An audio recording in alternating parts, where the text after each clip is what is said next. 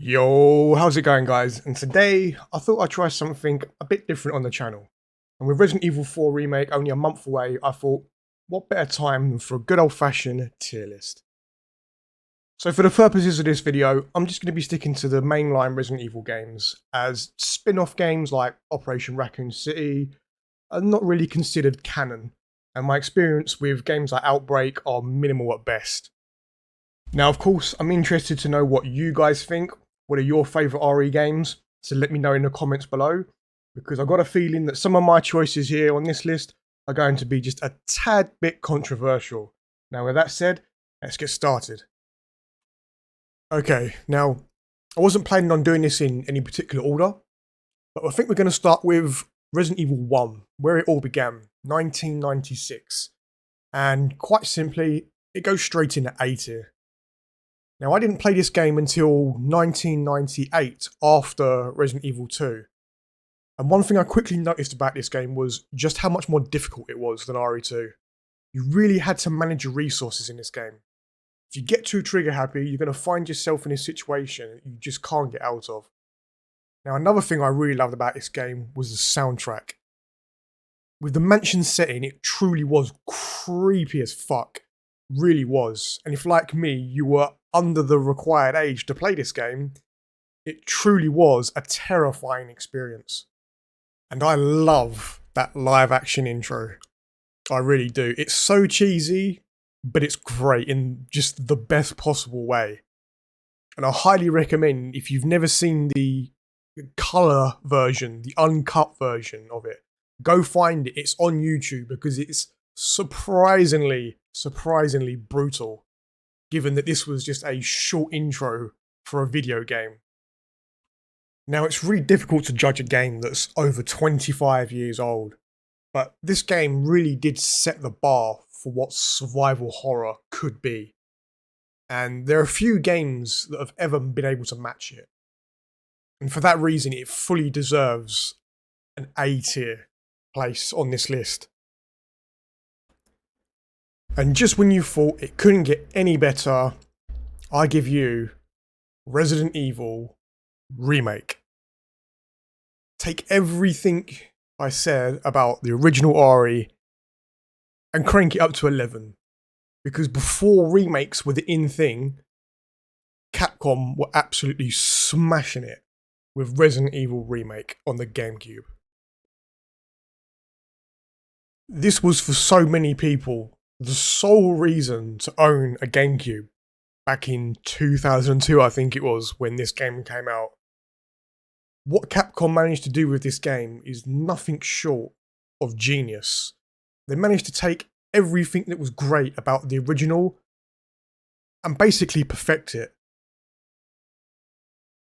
They stuck with the pre-rendered backgrounds and they stuck with the static camera angles, which I'm glad they did, because the pre-rendered backgrounds in this game are phenomenal.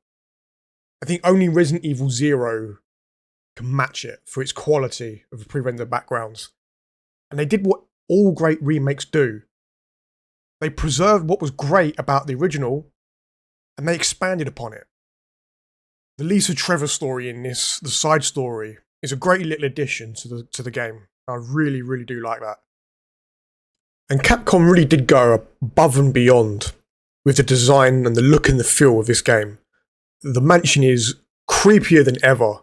The creatures look fantastic, are truly terrifying. And I'm glad they cut down on the cheese, but they cut it down just enough that it's still there, but it's not overwhelming the game. Resident Evil Remake is not only one of the best Resident Evil games, it's one of the best horror games ever made. Definitely the best of the old school fixed camera games, and for that reason is obviously going in S tier. Okay, it's time for our first D tier game.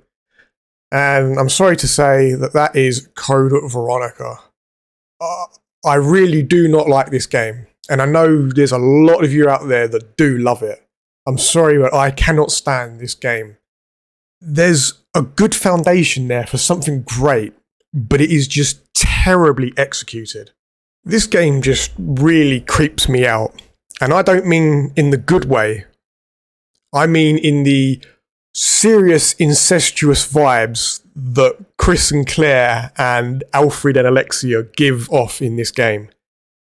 It is so creepy. And as an example, if you take the scene where Chris eventually rescues Claire, he cuts her out of this cocoon thing that she was put in by Alexia, and he's holding her in his arms, staring at her, and the way he just mutters her name, Claire. Ugh, it is just so creepy. And the game is just riddled with these incestuous vibes. Then, of course, we've got Steve, arguably the most annoying support character in the history of Resident Evil. This guy is just intolerable. From the moment he shows up, all I want is for Claire to shoot him. Put a couple of rounds in his knees and leave him for the zombies. Because this guy is just the worst. So much of this game is just cringe. And one of the arguments that I've heard in favour of this game is that, well, Resident Evil is supposed to be a bit silly and a bit daft. But there's a difference between cheese that we see in games like Resident Evil 1, 2 and 3 and cringe. And Code Veronica just completely leaps over the line to cringe. Steve in particular is pure cringe in this game. Now, it's not all bad news for Code Veronica. There are a few redeeming qualities about the game, although not many. There's some great locales here. The Rockford Island is really good. It's a nice place to explore. Same goes for the Antarctic base. The way the story pans out, where Chris essentially is retreading the steps that Claire's already taken in order to play catch up, is really good. And of course, the return of Wesker is always a plus in my book. But these are all very, very minor positives in what is, for me, an overwhelmingly negative experience. From Steve to the incestuous vibe the game gives off, there's just really not much here to get your teeth stuck into. I find the game also lacks in horror. I didn't find the game particularly scary or jumpy in any way like previous entries. And overall, I just feel like it's a very, very disappointing experience. It's a case of what could have been. Because as I said, there's a great game here somewhere. It's just too many rough edges. And it could have been something great. And this is why I think Code Veronica should get the remake treatment. Because if you give Code Veronica the RE2 treatment and remake this game with much more scares in it, much more of a serious tone, cut out all the incest, and you've got potentially an A-tier RE game here. But this original version of Code Veronica is absolutely terrible. Sorry to anyone who disagrees with me. I know there's a few of you out there, but for me, this game is probably the worst of all the mainline RE games, and it sucks, and it's staying in D tier. So after that, let's move on to something a lot more positive. Let's talk about Resident Evil 3. Now, Resident Evil 3 tried something different. It moved away from the narrow, claustrophobic corridors of the mansion or the RPD, and instead now we've got open city streets, and we've also got a gigantic monster pursuing us throughout the game. There's so much to like about this game, starting with the Nemesis himself. I love the idea of a fast-paced enemy that can close the gap on you really, really quickly, and he generally feels like a threat throughout the game. I also think RE3 has some of the best puzzles in the entire series. You've got the clock puzzle with the gems, you've got the music box puzzle, some really, really strong puzzles in this one. I also really like the choices that the game gives you throughout. The ability to have to make a split-second decision on what to do. Now, not all the choices you have to make are particularly vital, but even something simple like choosing whether or not to run from the Nemesis or to fight just adds that little bit more to the game, I think. Now, the game does have some downsides. Carlos is very much a forgettable character in this one, something thankfully they rectified in the remake. And the dodge is very, very inconsistent. Even if you are able to pull it off, you can still get hit because Jill will often dodge in the direction what the attack is coming from, still resulting in you taking some damage. But overall, I do think RE3 is a fantastic entry into the series, and I was debating whether or not this belongs in S tier, but I think it goes just at the top of A tier. It's a fantastic entry into the series. There's a lot to love about this game, but I think it just misses out on the S tier. So let's now talk about RE3 Remake. I do think this is possibly the most disappointing RE game ever. Not least of all because of the cut content, but the game just feels very, very easy. And I played this on hardcore on my very first playthrough, and I was quite shocked at just how soft the enemies were in this game, and especially the Nemesis. You'd expect something like the Nemesis to be very, very tanky, very difficult to put down. But I was absolutely shocked when my first encounter with him, where he bursts through the wall as you're leaving the power station, I was able to put him down with just a single grenade. And to me, he doesn't feel like a threat like he did in the original version. And this is something I feel is consistent throughout the entire game.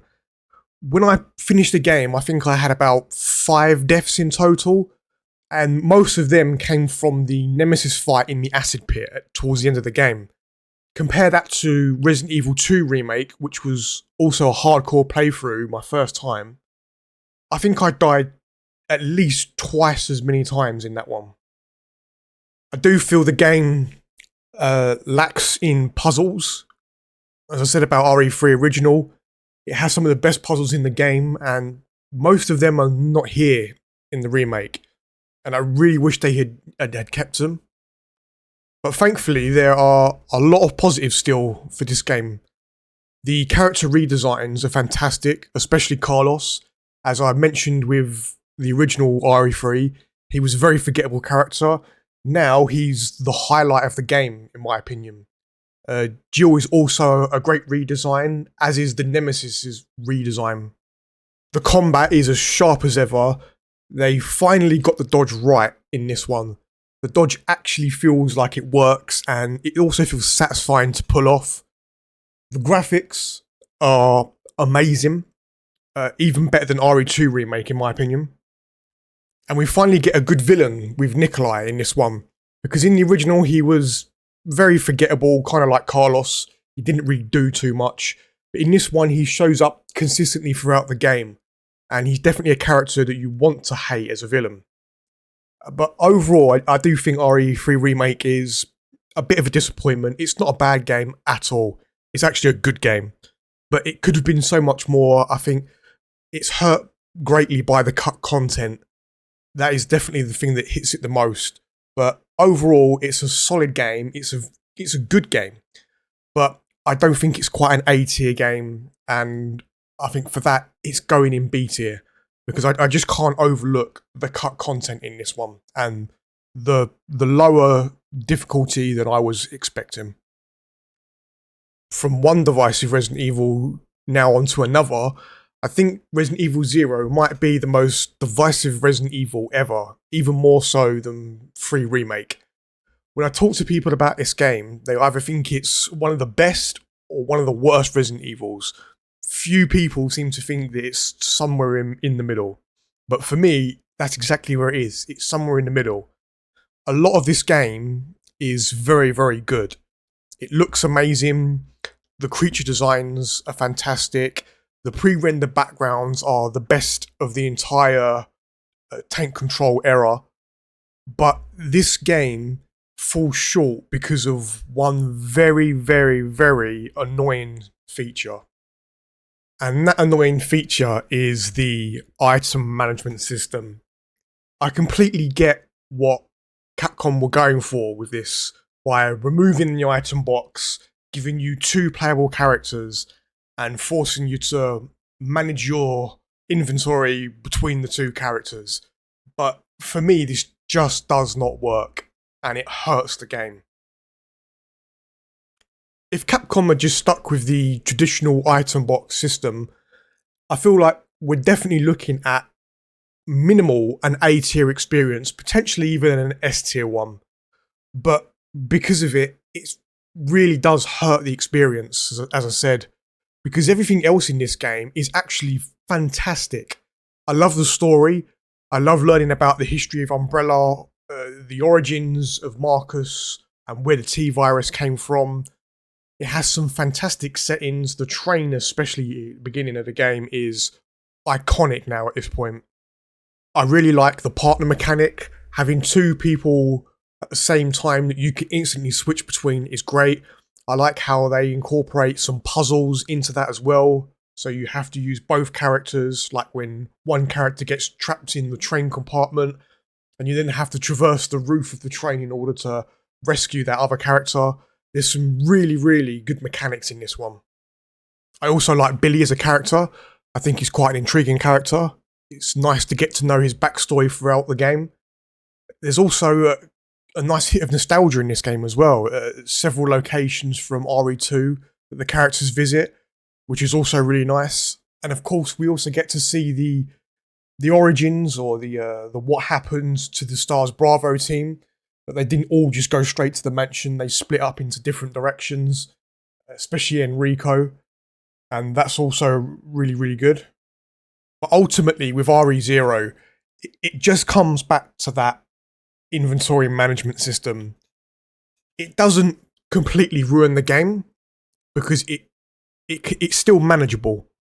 But because of it, it does hurt the experience. And I feel like for that, it drops it down to a B tier, and I'm going to put it below RE3 Remake. And I think if they had just stuck with the traditional item box system, you're looking at a potential S tier game, A tier minimal. But I do think that the drop item mechanic hurts the game enough to drop it down to a B tier. Okay, we need to talk about Resident Evil 5. This really is the definition of a love-hate relationship as far as RE games go. Because for the most part, I'm not a fan of this game. I'm really not. But there are certain elements of it that do make it a really fun experience. First of all, the combat is very, very fun. It really is, I'll admit that. And if you've never played this game and you're planning on playing it for the first time, please play it in co-op. Because as a single player experience, I don't rate this game. But as a co-op experience, this is a really, really fun game. I also really like Sheva in this. Of all the characters who are not part of the main RE lineup, she's definitely my favourite. And I really wish Capcom would use her again. Put her in anything. Put her in RE9. Give her her own game even. Because she has a really good dynamic with Chris in this. And it's probably the highlight of the game. But outside of those high points, I really do struggle to like this game. I don't like what they've done to Chris in it. I do enjoy parts of this story. It's great to finally wrap up Wesker's story in this one. But overall, the story doesn't really do much for me. And overall, I really am struggling to say anything about this game, positive or negative, as you can probably tell. It's just one of those games that's just there. It's not offensively bad as Veronica, but it really lacks anything of any substance outside of the co-op experience. And I really am struggling to find anything to say about this game. I really, really am. So I'm just going to go ahead and I'm going to put it in the C tier. It's a forgettable experience. Play it on co-op if you've never played it before. But outside of that, it's really a bit of a nothing burger. Okay, let's get this one out of the way. RE6. It sucks. It's a terrible game. I can't decide whether or not it's better or worse than Veronica, but it really doesn't matter. This is where Resident Evil went completely off the rails. Way too much emphasis on action. Trying to have 4 different playable campaigns in one game was just overkill. And I really am struggling to find anything positive about this game.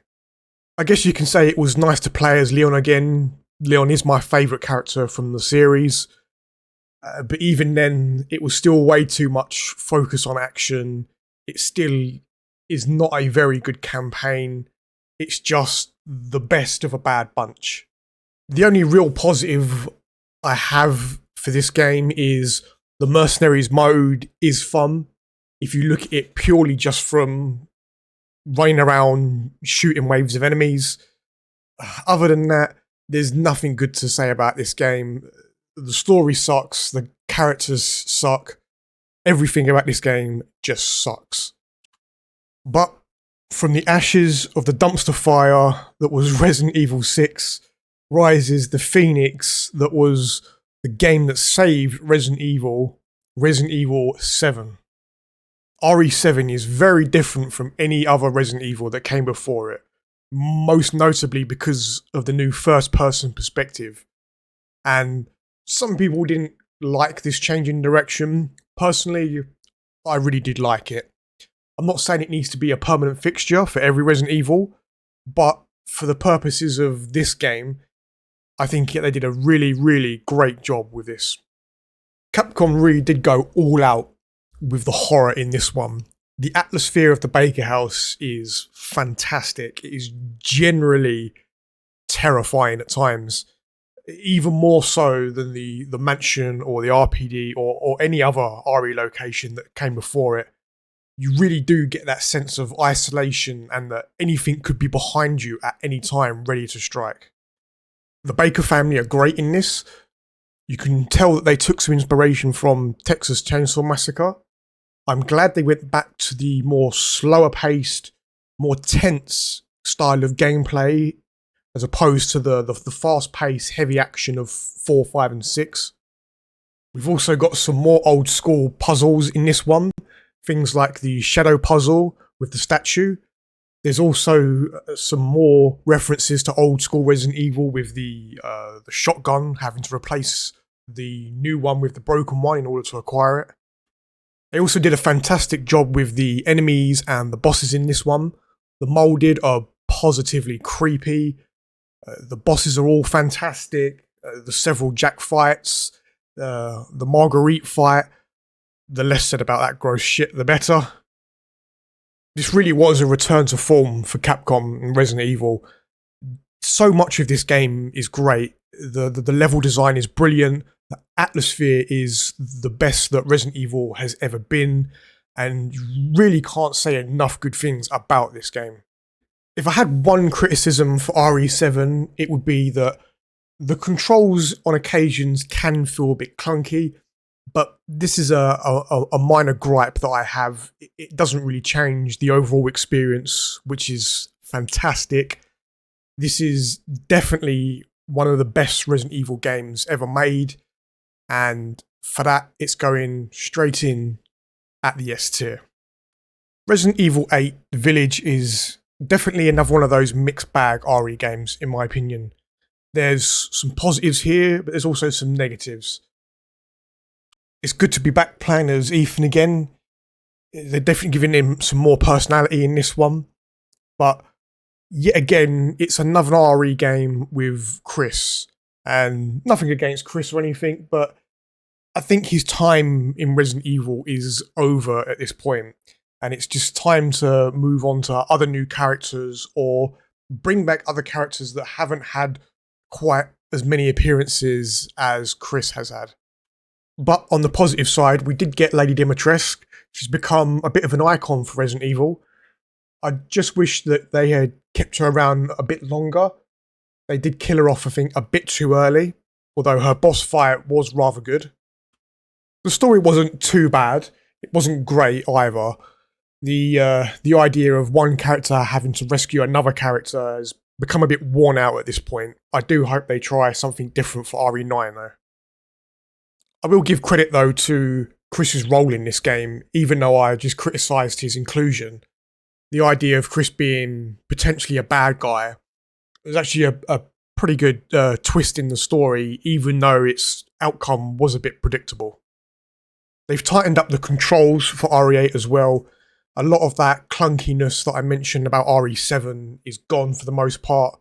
There's some fantastic environments in this one, but overall I feel like the game is just a slightly less interesting, less fun version of RE7. The Rose DLC was also really good. I actually think I prefer the Rose DLC to the overall main campaign. I also like the vampire and werewolf theme that the game has, but I can't help but thinking that this game is missing something that I can't quite put my finger on. It's weird. I do feel like it's a good game overall, but when compared to RE7, I don't think it's quite on that level. So I think I'm going to put RE8, I'm going to put it in B tier. It's saved by its Rose DLC, as I said, which is probably my favourite part of the game. But I'll put it ahead of Zero, because it is a better game overall than Zero, I feel like. But it just feels like an inferior version of RE7. Okay, this is the one that's going to get me the most stick and the most criticism and cause the most controversy. Because I'm going to do something that's going to annoy a lot of people, but I'm prepared to take the heat. Resident Evil 4 is one of the most overrated games ever made. And it's going in the B tier.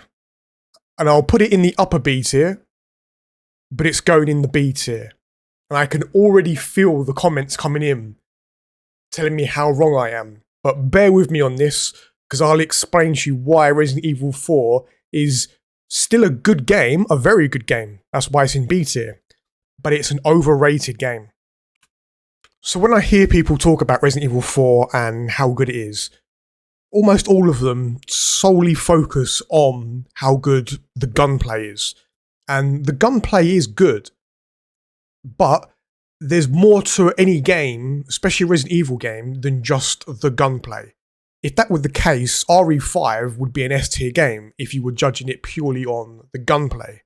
But I feel like RE4 has some issues beyond the basic gameplay that lower the overall quality of the experience. Now, one of the first issues I have with RE4 is the story is really not that great. Now, I know Resident Evil is not exactly known for its in-depth storytelling, but even by RE standards, RE4's story is really not that great. It plays out like a 1980s action movie. One man going it alone against great odds to save the president's daughter. It just doesn't do anything for me. And this isn't helped by what I consider to be quite a lackluster collection of characters for this game. And with Leon aside, who, as I previously said, is my favourite character in RE, which pains me even more to criticise this game, the overall cast of characters is pretty middling. I think Sadler is an average at best villain compared to the likes of Birkin, Wesker, even Marcus from Zero. I don't rate him very much as a villain. I think Krauser is also a bit of a throwaway character. I like the general idea of his character, that he is supposed to be a double agent working for Wesker, try and infiltrate Sadler's organisation, but Sadler actually figured him out long ago and was onto him. But they hint towards his connection with Leon, and they have a past, but they never really elaborate on it very much. And I just feel like he is a bit of a throwaway character. Although I would admit his boss fight is very good. Then there's Lewis, and I don't mind Lewis as a character, but my issue is that he's really not around all that much. after you see him for the first time when Leon gets captured, you see him a couple more times after that, and then he's rather unceremoniously killed off, and you really don't get enough time with the character to form any kind of connection to the character. And a bit like Krauser, he just feels like an irrelevant throwaway character. And then we come to Ashley, arguably the worst support character ever in Resident Evil. Now, I know I've already said this about Steve from Code Veronica, but with Steve, he comes and goes at brief intervals throughout the game. Ashley is consistently there through long periods of the game, and both in terms of her character and her inclusion to gameplay, she is a pain in the arse. I cannot stand this character. Just the sound of her voice is enough to want me to tear my ears off. Now, I know I'm one to talk when it comes to the sound of someone's voice, but Ashley really is a colossally annoying character. Her gameplay is also frustrating. It has no business being in this game. And her presence really does affect my overall experience of the game. I can't quite put it into words just how annoying this character is. Now, one character that is fantastic in this game has to be Salazar. I really do like this character. He's iconic, actually. He's that good.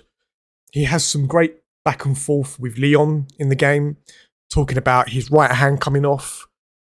The scene where Leon throws his knife, pinning Salazar's hand to the wall. It's fantastic. His boss fight is also fairly good, if not very simple. And he really is the saving grace of this game as far as characters go. His appearance also takes place during the best part of this game.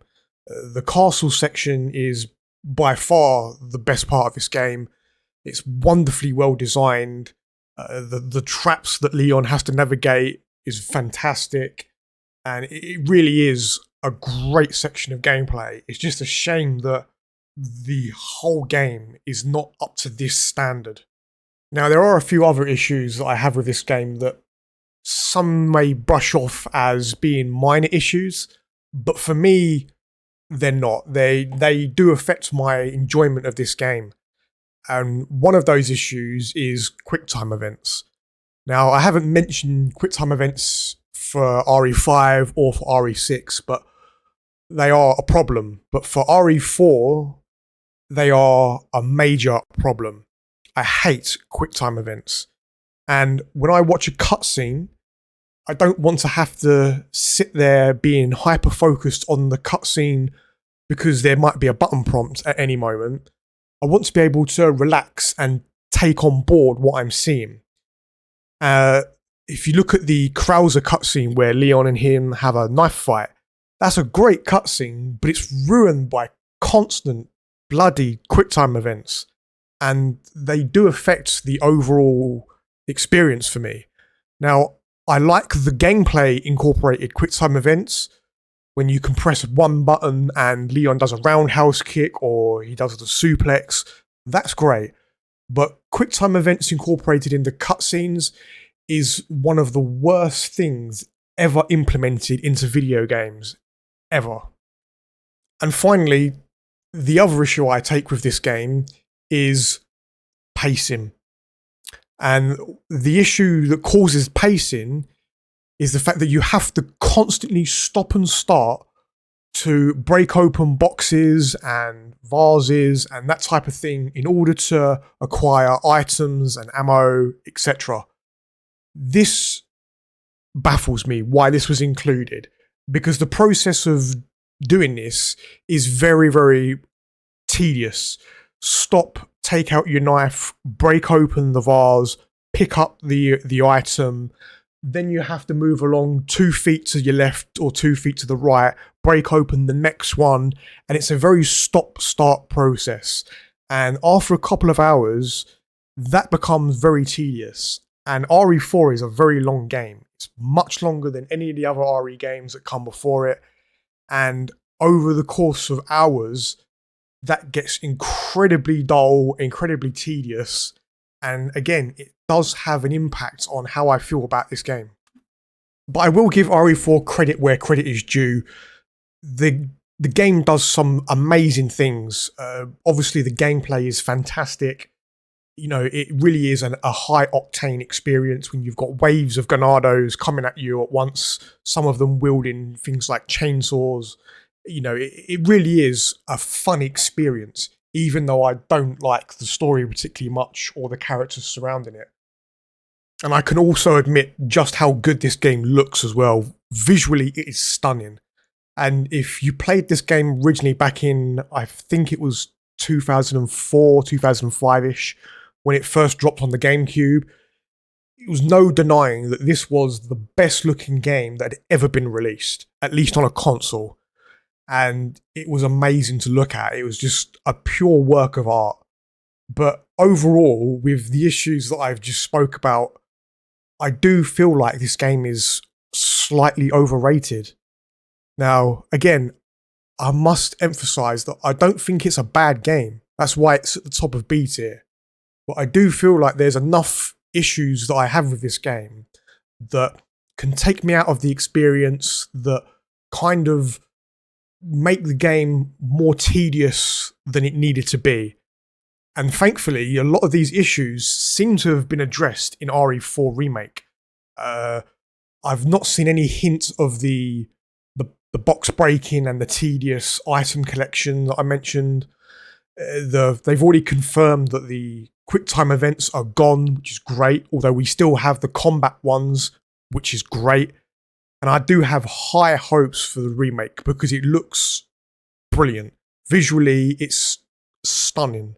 So I do have high hopes for it. Fingers crossed it ends up being as good as it looks. But I definitely want to know what you guys think about RE4 because this is obviously going to be the most polarizing of all the placements on this tier list. So definitely let me know whether you agree with me or disagree with me, as some of you probably will. But I really do want to know because I do feel like I'm in the vast minority when it comes to RE4. But I've put it in the top of B tier. I do think it's a very good game. Let's see what you guys think. With that bit of controversy out the way, let's get on to the final two. It's Resident Evil 2 and Resident Evil 2 Remake. Now, if like me, your Resident Evil journey began in 1998 with Resident Evil 2, and from the get-go, this game is intense. You start things off in the streets of Raccoon City, the streets are on fire, you're surrounded by zombies, and all hell is broken loose. This game is so special to so many people, and it really is one of the best Resident Evils ever made, even to this day. The characters are great. The locations are amazing, from the RPD to the underground lab. And it really is such a special game. And one of the other great things about this game is the intensity. The introduction of Mr. X was fantastic. And the idea of having an almost unstoppable force that's constantly cropping up at various different points in the game is terrifying, and not knowing when or where he's going to pop up. The new enemies in this game, the Lickers, are also terrifying, much better than the Hunters, in my opinion. And then there's the bosses, the main boss, that being William Birkin. I love how throughout both scenarios, you fight different versions of this boss, and he's constantly evolving with each time that you beat him. Each character's individual story is also unique and interesting. Leon's connection with Ada, Claire's connection with Sherry. And having these two characters' stories take place simultaneously over different locations with only their paths crossing once, I think, in the entire game is another great detail. And this game still contains all the great trademarks of Resident Evil, from the intimidating enemies to the puzzle solving to the fantastic locations. This is arguably the best Resident Evil ever made. And if you've never played this game, you really are doing yourself a disservice. I highly recommend you play this game. If you've got access to an emulator, the Dolphin, play it on there. You can also download some very cool texture mods to make it a lot more sharper than it was originally. And this is an absolute must play for any RE fan. You will not be disappointed. And for that reason, this is going in at A tier, S tier. And I think it goes just in front of 7, but not quite in front of Remake 1.